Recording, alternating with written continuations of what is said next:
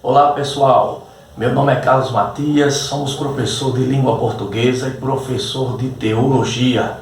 Você está no canal EBD Teologia com Carlos Matias e hoje vamos estudar o Millennium. Roda o vídeo.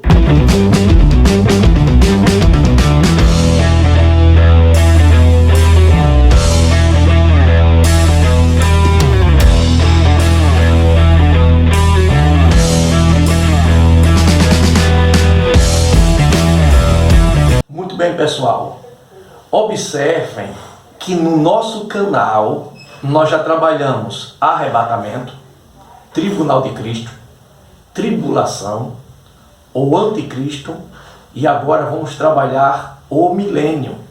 Observe que nós já temos vídeos sobre homilética, sobre aparentes contradições da Bíblia, certo? E esse trabalho aí, nós vamos chegar até o estado perfeito eterno, essa série escatológica. Eu quero convidar você justamente a ler comigo o primeiro slide, o slide do milênio, precisamente. Observe aqui comigo. A verdade sobre o milênio. Olha a citação: venha ao teu reino, seja feita a tua vontade, assim na terra como no céu. Inúmeras vezes por dia, há quase 200 anos, crentes em todo o mundo fazem essa oração. O que pedimos com essas palavras? Olhem aqui para mim. Voltem aqui para mim e vê se você consegue me compreender.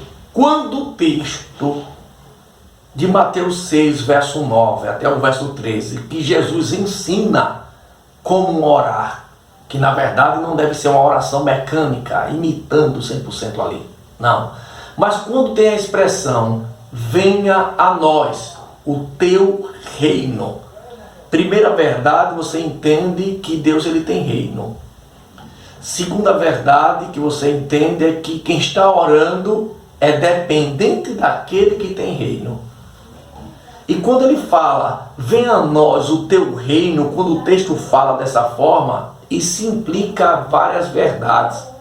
Vai mais além do que um reino aqui nesta terra, está apontando até para o reino milenar, pedindo para o reino milenar chegar, vier a presença dele com o reino, que o milênio venha acontecer, certo? E existem outras verdades embutidas por trás disso aí, certo? Observe aqui o próximo slide, acompanhe comigo.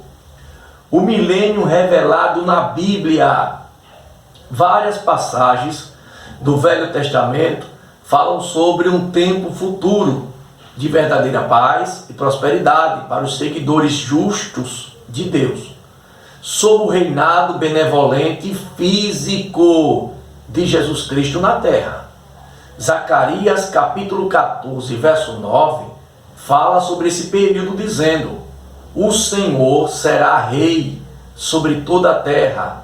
Naquele dia, um só será o Senhor, e um só será o seu nome. As passagens continuam nos versículos 16 a 21, descrevendo algumas das condições reinantes do milênio.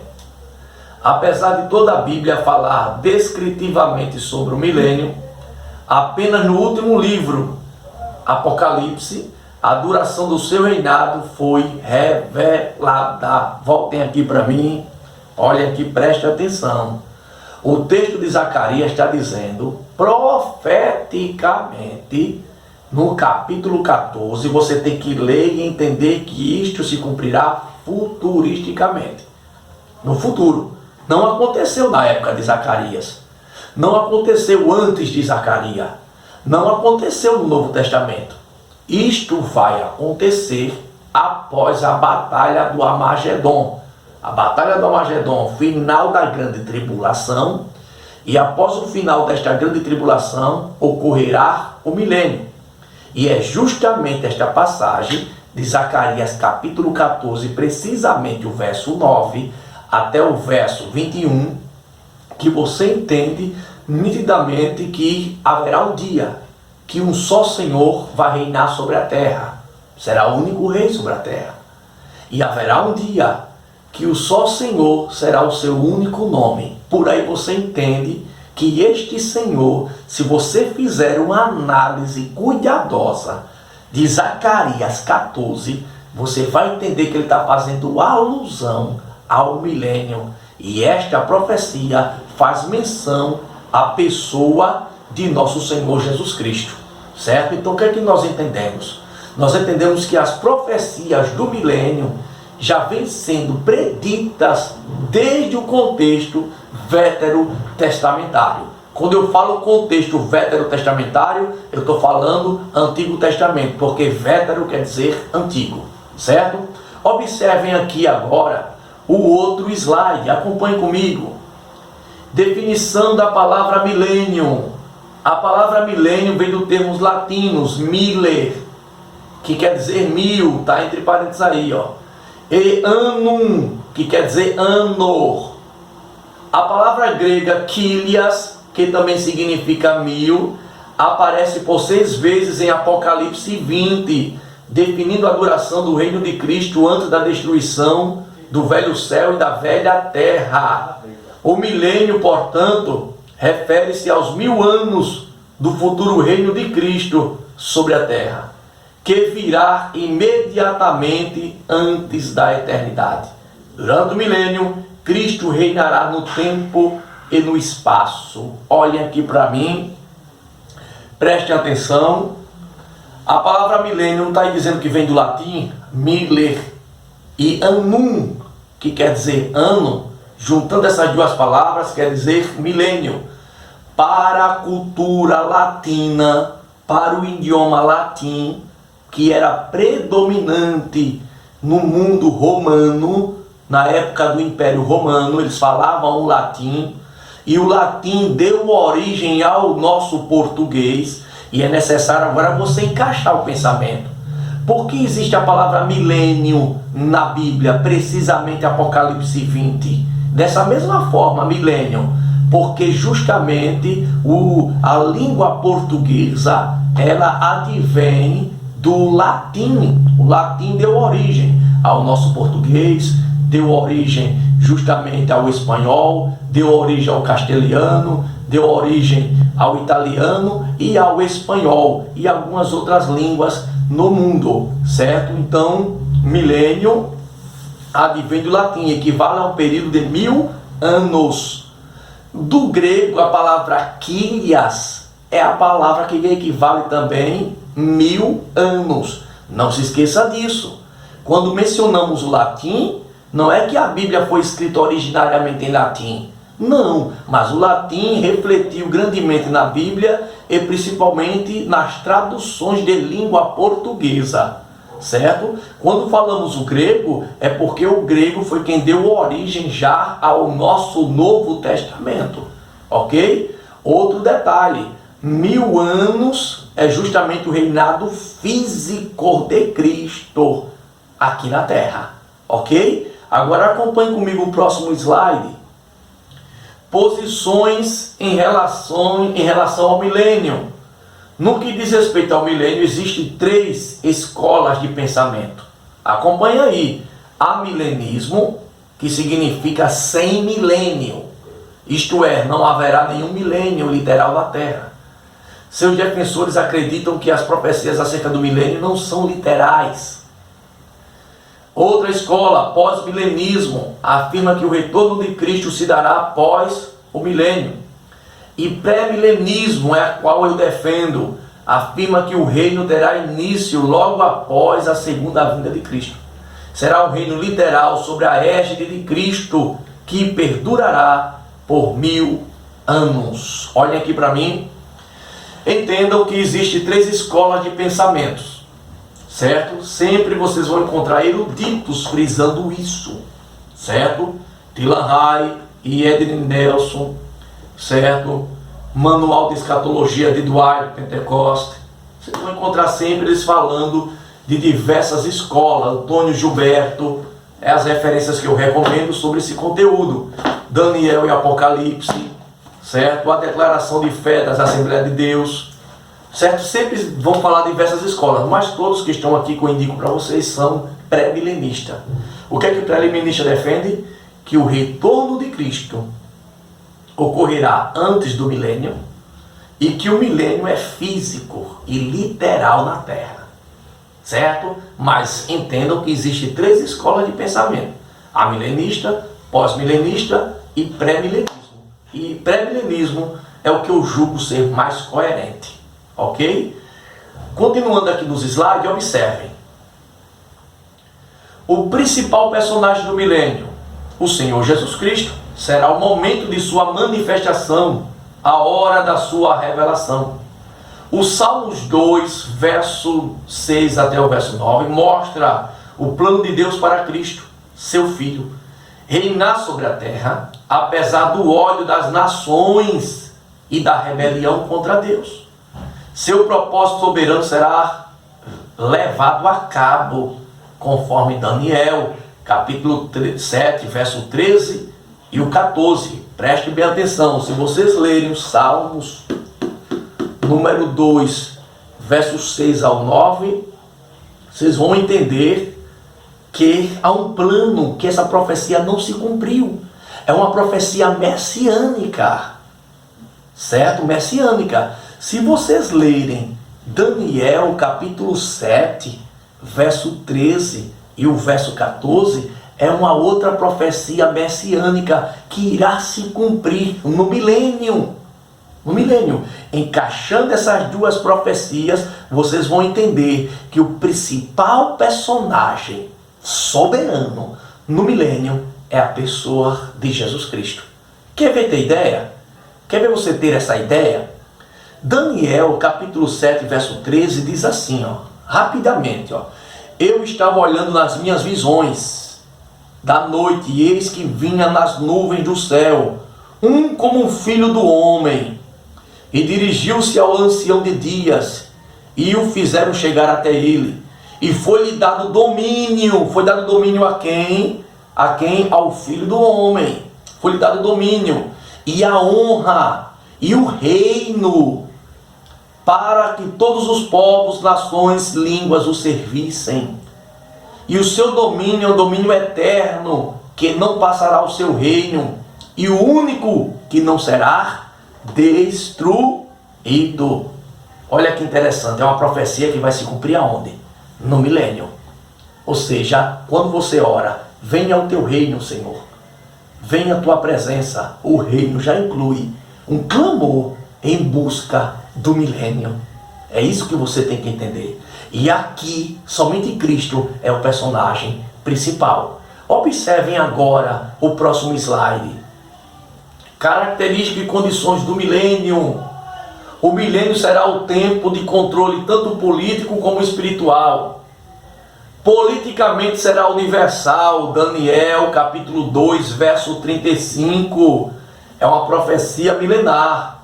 Discricionário. Isaías, capítulo 11, verso 4. E caracterizado pela retidão e justiça.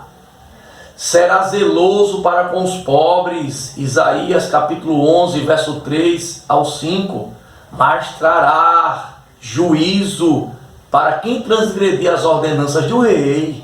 Salmos, capítulo número 2, verso 10 ao 12.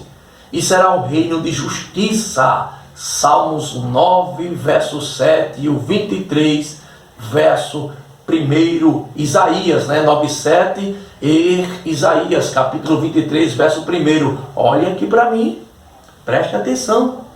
Agora argumentem contra os pós-milenistas e argumentem contra os amilenistas. Como é que eu vou admitir, que nem os amilenistas dizem por aí afora, que o milênio não será literal? Preste atenção.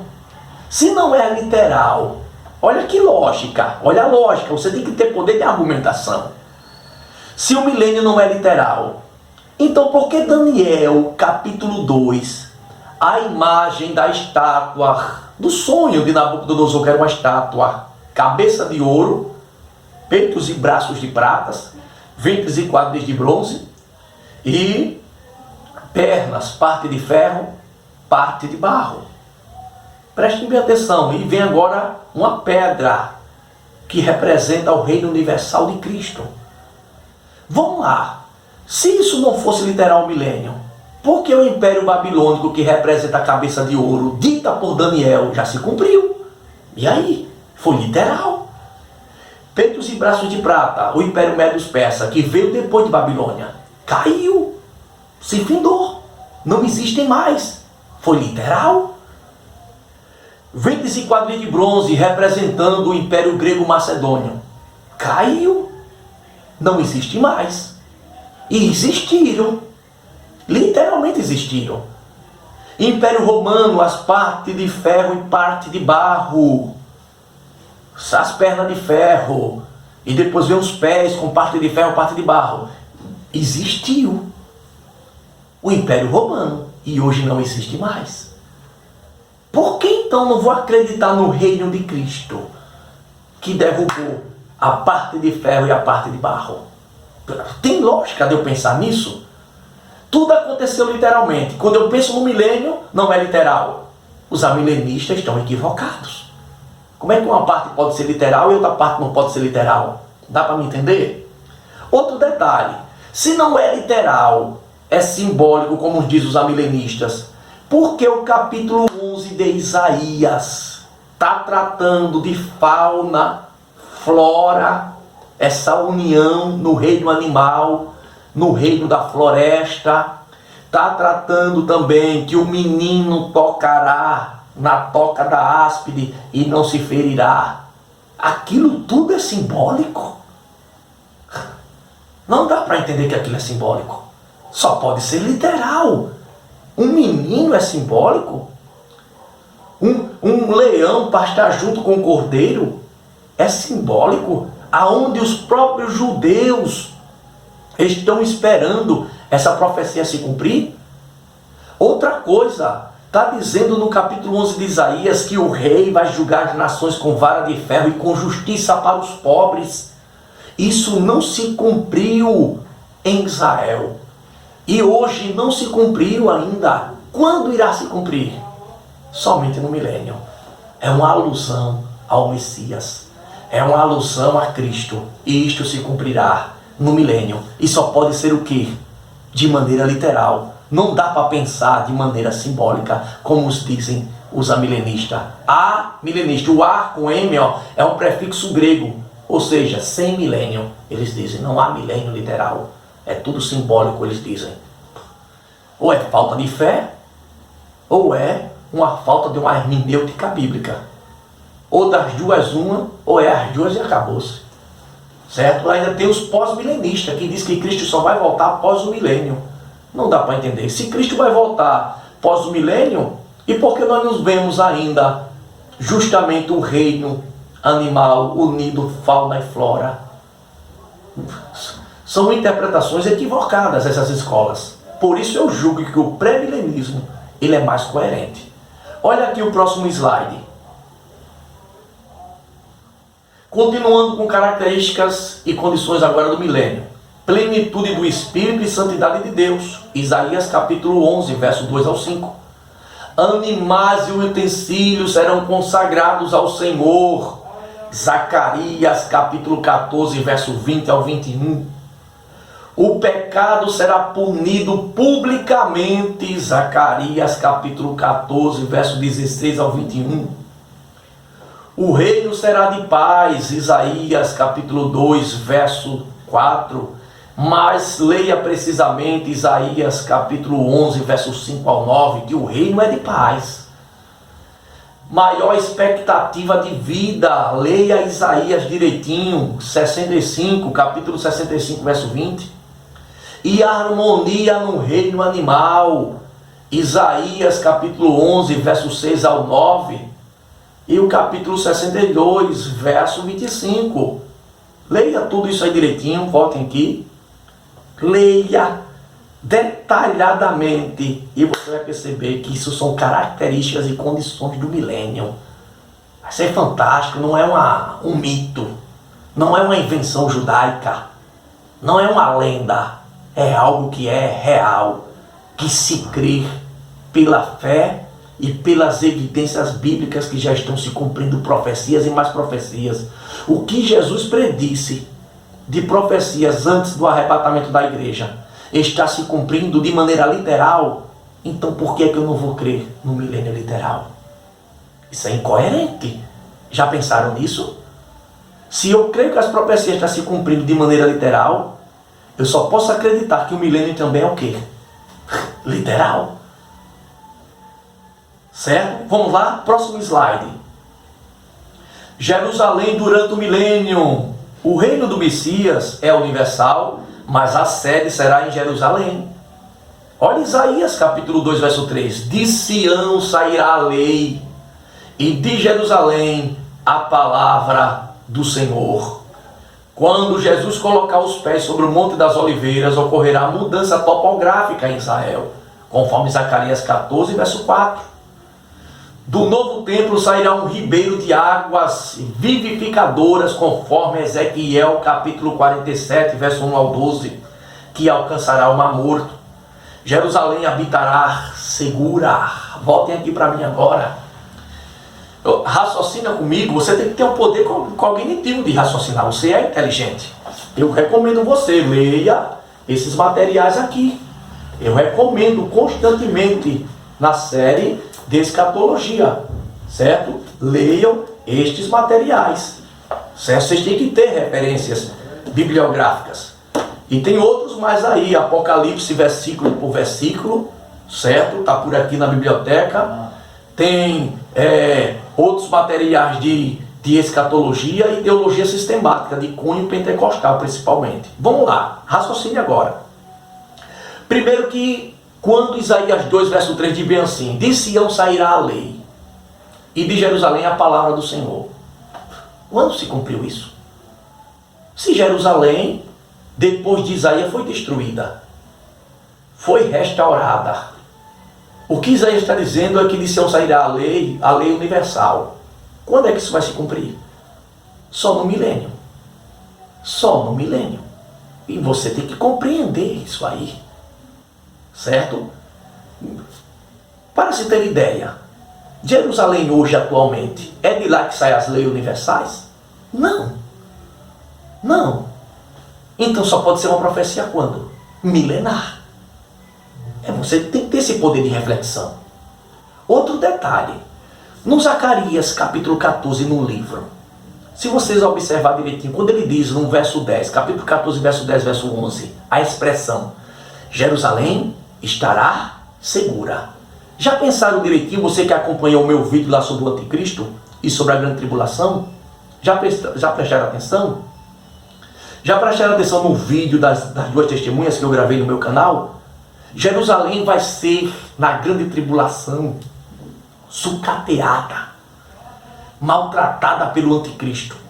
Como é que Jerusalém vai habitar segura? Se até hoje não está segura? Então isso é uma profecia quando que Zacarias disse vai se cumprir?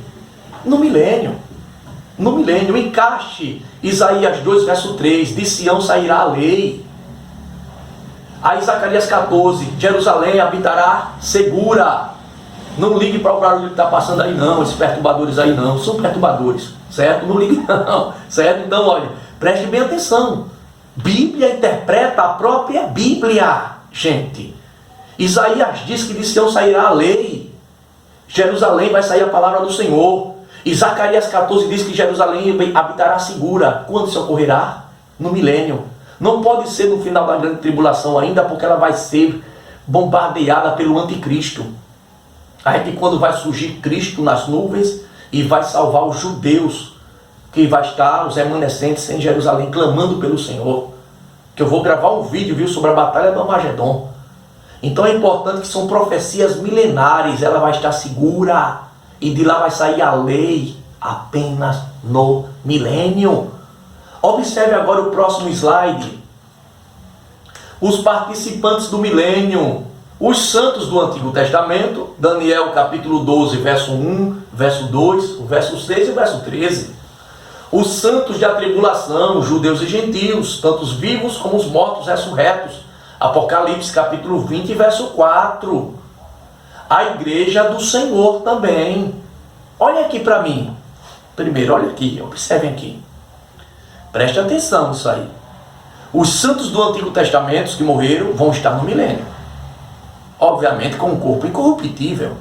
A igreja com um corpo incorruptível. E os judeus e gentios salvos, os que não vão se unir ao anticristo, vão entrar com seus corpos naturais no milênio. E é por isso que no milênio vai haver procriação. Dá para entender isso aí? Entenda, quem vai procriar não é a igreja com o corpo incorruptível. Não. Quem vai procriar, certo? Não é os santos do Antigo Testamento, que obviamente vão estar com o corpo incorruptível, não. Quem vai procriar no milênio são judeus, certo? Gentios que não vão se unir ao anticristo e vão entrar com seus corpos naturais no milênio. Vai ter uma vida natural, uma procriação normal. É tão tal que vai ter procriação no milênio, raciocine. Isaías 11 não diz que uma criança, certo, de peito ainda, pequenininha, regerá um animal? Como é que vai ter criança então no milênio? Só pode haver o que então? Procriação. Entenderam a lógica disso aí agora? Compreende isso aí? Outro detalhe, ó. Voltem aqui para o mesmo slide, os participantes do milênio. Olha a observação aí. Embora só o remido entre no milênio, o reino do Messias, os santos vivos que escaparam da tribulação entrarão no reino com seus corpos naturais e, portanto, com a capacidade de procriação. As crianças que nascerem no milênio precisarão de salvação, que será oferecida por intermédio de Israel. Durante o reinado de Cristo, Israel cumprirá o papel para o qual foi separado por Deus. Eles serão a nação de sacerdotes, conforme está escrito em Êxodo 19:6, que levará à salvação. E olha aqui para mim agora. Olha aqui, pregadores, tome cuidado. Olha a má interpretação dos textos. Já prestaram atenção vocês que em Mateus 24, verso 14, eu vou fazer questão de ler. Preste atenção aí. Preste atenção aí. Não desliga o canal não, para a maldição não acompanhar você. Preste atenção. Mateus 24, verso 14. E este evangelho do reino será pregado em todo o mundo, em testemunha a todas as gentes, então virá o fim. Tem gente pregando isso aqui para o arrebatamento da igreja. Tem gente pregando aqui dizendo que isso aqui é para agora. Tem gente que diz que Jesus só vai voltar quando isso aqui se cumprir, por causa da palavra fim. Primeiro, a palavra fim aqui não faz alusão ao arrebatamento da igreja. Segundo, ele está falando do evangelho do reino. Do reino. Certo? É importante que vocês entendam que Cristo vai voltar a qualquer momento. Se Paulo, então Paulo é um herege, não é? Paulo é um herege? Paulo já esperava. Os apóstolos já esperavam Cristo voltar no século I. E o evangelho do reino já tem expandido o mundo todo? Não, e aí? Então eles estavam com heresias? Não, é porque Cristo vai voltar a qualquer momento. Esse texto aqui, Mateus 24, 14, ele vai se cumprir de maneira plena, total, no milênio. Cristo será conhecido universalmente. E os sacerdotes, a nação sacerdotal de Israel, vai cumprir o papel, certo, de anunciar esse evangelho do reino. Certo? Aí é que vai vir o fim. Por que o fim? Porque depois do milênio, meu amigo, não haverá salvação para ninguém mais não. Depois do milênio vai vir a última revolta de Satanás. E aí? Depois vem o juízo final. Então é por isso que o evangelho do reino será pregado em todo mundo, em testemunha a todas as gentes. Então virá o fim. O fim é o fim de tudo. Não haverá salvação através do evangelho do reino. Então, olha, tem que interpretar. Muito cuidado com isso aí, certo? Interpreta o texto. Observem agora o próximo slide. Satanás em sua última rebelião, com o fim do reinado de 1000 anos de Cristo. Satanás será solto por um pouco de tempo. Apocalipse capítulo 20, verso 3 diz que ele vai ser preso. Mas no verso 7 ao 10 aí, se vocês analisarem, ele vai ser solto. E ele vai ser solto para influenciar nações. Voltem aqui para mim rapidinho. Vê se vocês conseguem entender isso, gente. Preste atenção, no verso 3, ele vai ser preso no milênio. 1000 anos Satanás preso. No verso 7, após completar 1000 anos, ele vai ser solto para influenciar o homem a pecar. Quem é que vai pecar? Aqueles que são das gerações que entraram no milênio com os corpos naturais. Não é a igreja. Não é os santos do Antigo Testamento. É os homens com os corpos naturais. São tantas pessoas que a Bíblia diz, Apocalipse 20, verso 7 ao 10, que é como a areia da praia do mar. Deus vai provar o quanto o ser humano é mau, é pecador, é falho e é fácil de ser influenciado. Deus vai provar que mesmo após o milênio, os que procriaram com seus corpos naturais, muitos deles vão se rebelar contra Cristo. Certo? Volta aqui para os slides. Por que ele será solto? Ou seja, por que Satanás será solto? Primeiro, para provar que o coração humano não convertido permanece inalterado, mesmo sob o reino pessoal do Filho de Deus. O problema é do coração.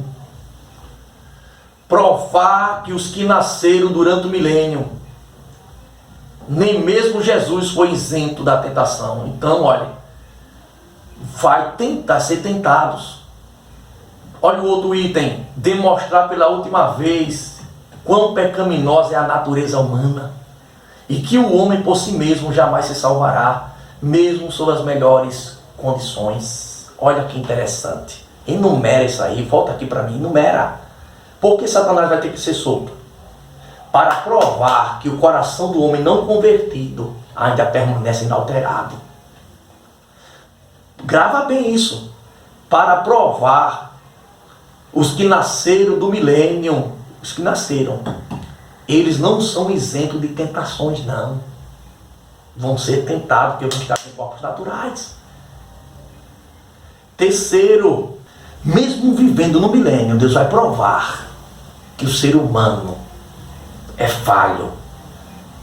Certo? Observem aqui agora o último slide.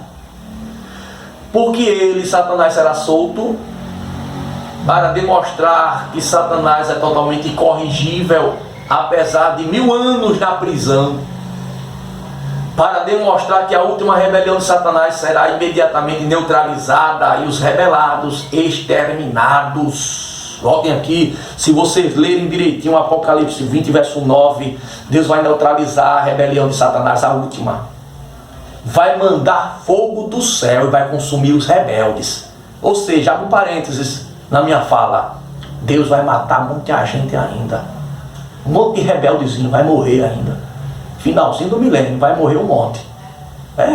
Deus vai matar um monte. Apocalipse 20, verso 9. Viveram sobre as bênçãos do milênio e ainda vão ser influenciados por Satanás. Não é a igreja, viu? Vou repetir, não é a igreja. Não é os santos do Antigo Testamento, não. São os que procriaram com seus corpos naturais. Certo? Voltem aqui agora para o slide. Observações importantes. A igreja é juiz auxiliar neste julgamento. 1 Coríntios capítulo 6, verso 3 diz: porventura nós não havemos de julgar os anjos? É o final da carreira maligna do diabo. Mateus capítulo 25, verso 41. E verifique também a profecia de Paulo aos Romanos, capítulo 16, verso 20. Voltem aqui para mim. Voltem aqui para mim. Vocês estão lembrados que Mateus 25, verso 41 em diante, Jesus vai dizer, não é? O inferno foi preparado para o diabo e seus anjos. Foi preparado para o diabo e seus anjos.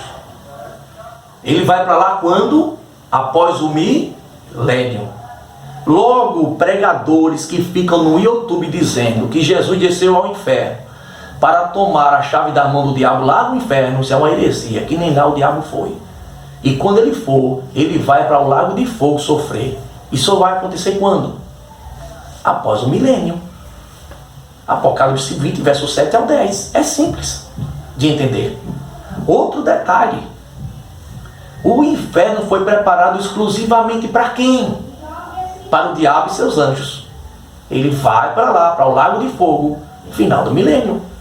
Agora, vê se você me compreende. Se cumprirá a profecia paulina de Romanos 16, 20. Quando Satanás for ao lago de fogo lançado lá, aí vai se cumprir o que Paulo escreveu. Romanos 16, 20, você confere aí. O Deus de paz esmagará em breve Satanás debaixo dos vossos pés. Quando isso vai se cumprir? Romanos 16, 20 vai se cumprir quando? Final após o milênio. Apocalipse capítulo 20, versículo 10. Satanás será lançado no lago de fogo. Aí entra a veracidade de Paulo, quando ele escreve: o Deus de paz esmagará em breve Satanás debaixo dos vossos pés. Que Deus te abençoe. Compartilhe o máximo de pessoas que você puder. Ajude esse canal a crescer e Deus ele vai te recompensar. Um forte abraço em nome de Jesus.